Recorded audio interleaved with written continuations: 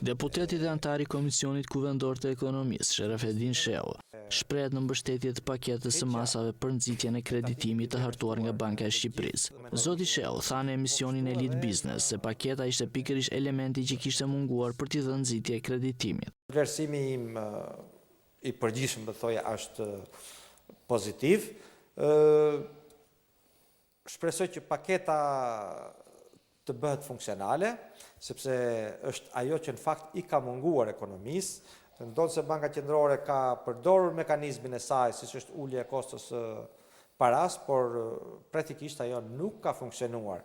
Sipas tij, bankat tregtare kanë sasi të mëdha likuiditetesh të pashfrytzuara, që janë një burim shumë i rëndësishëm për t'i dhënë nxitje sektorit privat të ekonomisë. Nga ana tjetër, në Shqipëri ne kemi një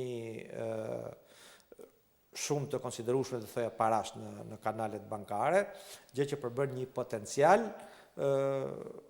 për zhvillim dhe për investime, por nga ana tjetër sot mund të konsiderohet një potencial i pashfrytzuar.